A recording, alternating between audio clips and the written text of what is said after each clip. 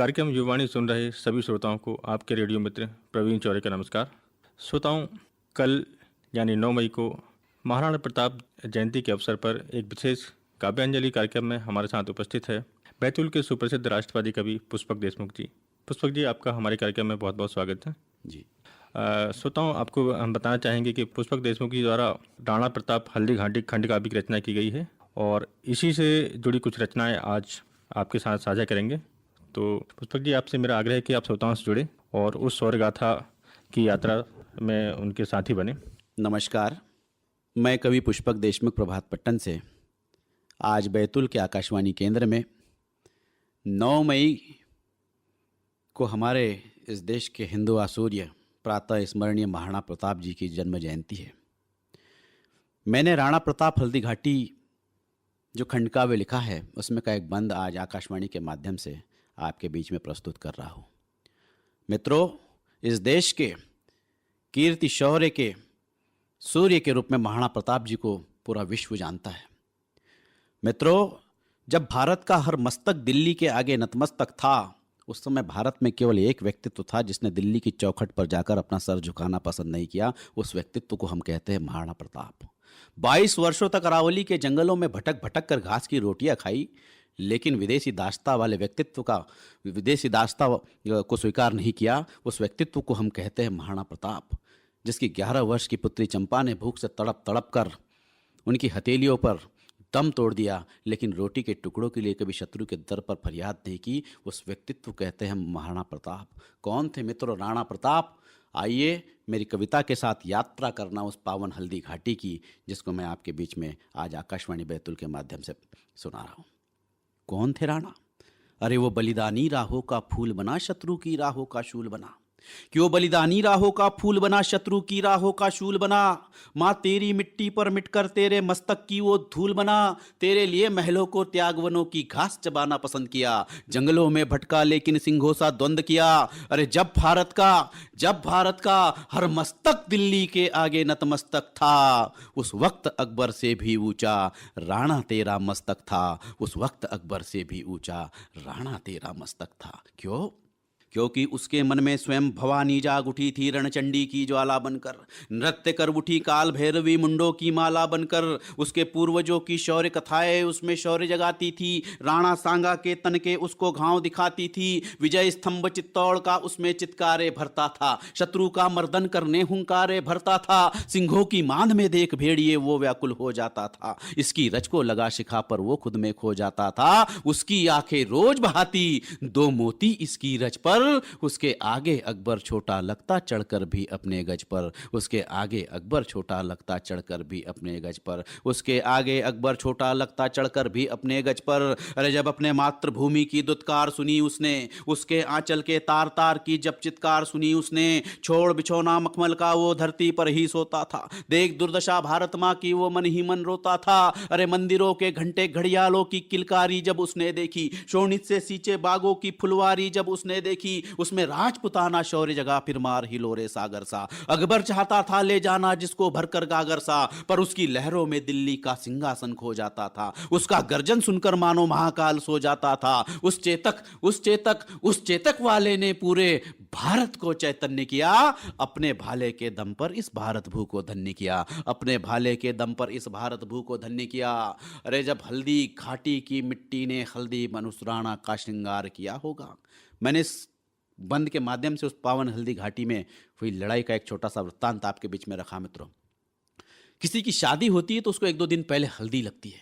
मैंने कल्पना की मित्रों की हल्दी घाटी की वो पीली मिट्टी जब चेतक के पैरों से जब वो उड़ करके उसने जब महाराणा प्रताप के बदन से स्पर्श किया होगा, उस मिट्टी ने क्या प्रतिक्रिया दी होगी। वीर रस में छोटा सा श्रृंगार पिरोने की कोशिश की मित्रों मैंने, कि जब हल्दी घाटी की मिट्टी ने हल्दी बन उस राणा का श्रृंगार किया होगा। कि जब हल्दी घाटी की मिट्टी ने हल्दी बन उस राणा का श्रृंगार किया होगा। उस रणभूमि ने नववधू सा राणा से प्यार किया होगा। तब संग्राम की बेला भी मधुर मिलन की बेला में परिणीत हुई होगी। नहा रक्त से हल्दी घाटी फिर से नीत हुई होगी। उस दिन अरावली की हरियाली में अद्भुत जोश रहा होगा। पाकर ऐसा वीर उसे ना अपना होश रहा होगा, जिसके चरणों की रज ने उसका कण कण पावन कर डाला। अरावली के भीड़ों को सबका मन भावन कर डाला। अरावली के भीड़ों को सबका मन भावन कर डाला। वाला। पर देख दशा राणा की घाटी घुट घुट कर रोती थी, पता नहीं कब सूरज उगता कब शाम वहां पर होती थी। उस अंधियारे में जब राणा की भूखी बिटिया रोती थी, ऐसा लगता उस क्षण को ही सुबह वहां पर होती थी। उसके बच्चे भूखे सोते, पत्नी नंगे पांव चली।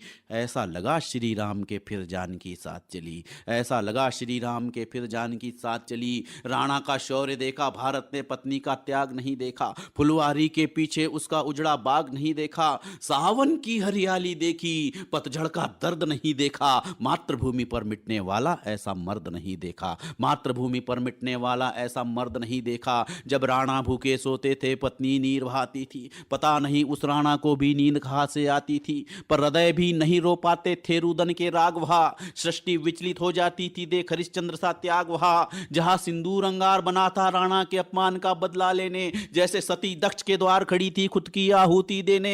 उसके मन में पद्मिनी के पद चिन्हों का ध्यान रहा होगा, या पन्ना के पुत्र चंदन का उसको मान रहा होगा, या सत्यवान और सावित्री की उसके मन में कथा जाग उठी होगी। यह देख तपस्या उस राणा की मृत्यु भाग उठी होगी, यह देख तपस्या उस राणा की मृत्यु भाग उठी होगी। और मित्रों, इस कविता का एक मार्मिक प्रसंग आपके बीच देता हूं।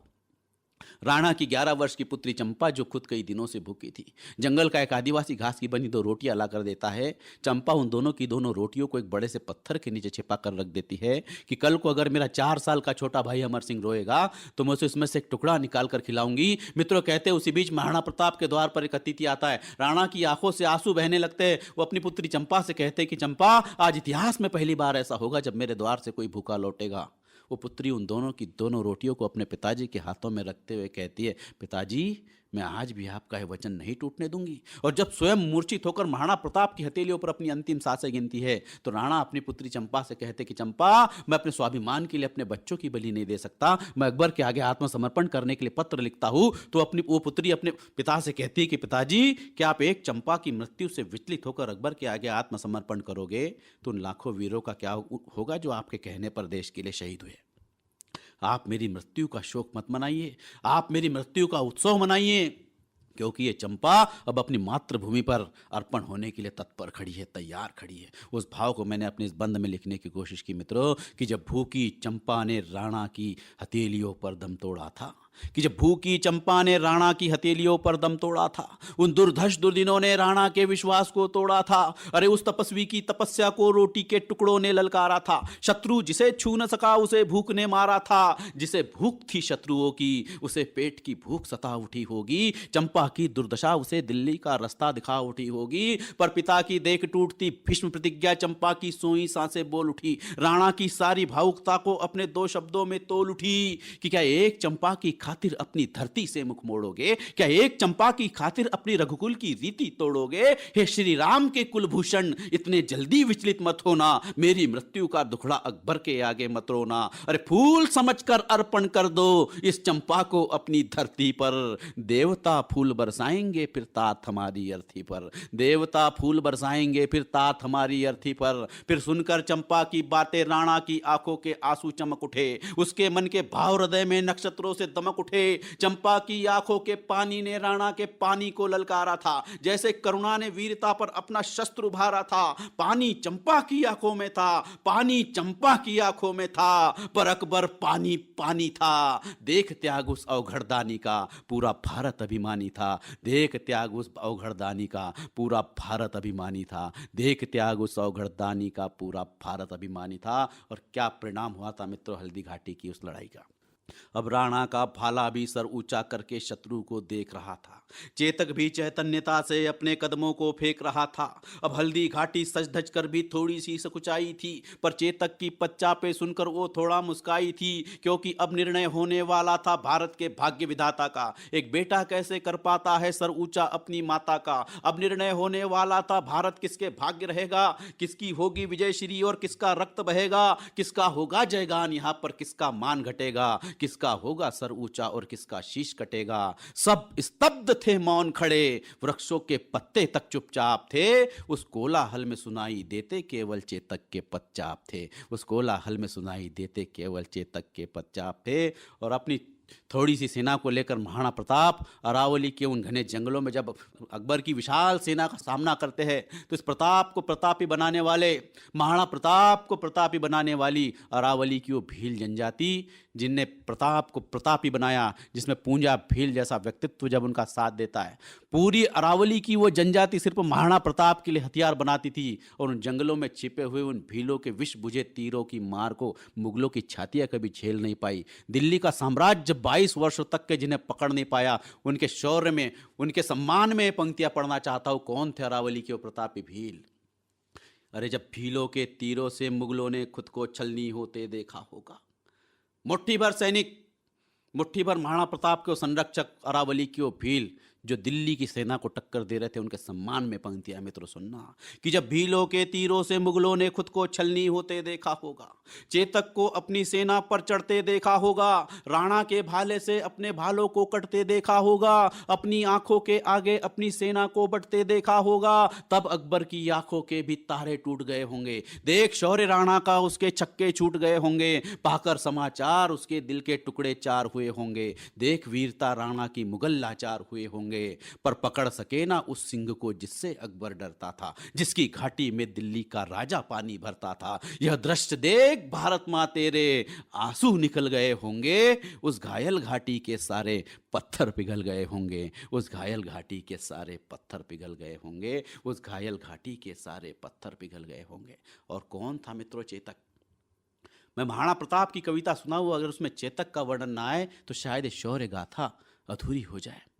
इस देश पर सिर्फ इस देश के बेटों ने ही बलिदान नहीं दिया है, इस देश पर पैदा हुए पशु पक्षी तक इस मातृभूमि के लिए कुर्बान हुए हैं। उसका उदाहरण था चेतक। कौन था मित्रों चेतक?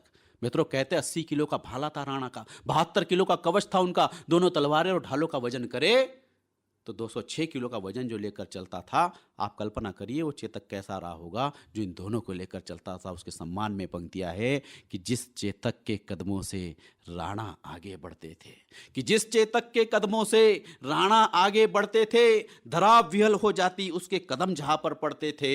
घायल थे राणा पर उसने साथ नहीं छोड़ा, प्राण कंठ की देहरी पर थे पर विश्वास नहीं तोड़ा। अरे पहले सुरक्षित पहुंचाया राणा को, फिर अपना दम तोड़ दिया, अंतिम बार देखा उन्हें फिर अपना मुख मोड़ लिया। अरे जिसके कंधों पर भार भारत का, उसने उसका भार उठाया था।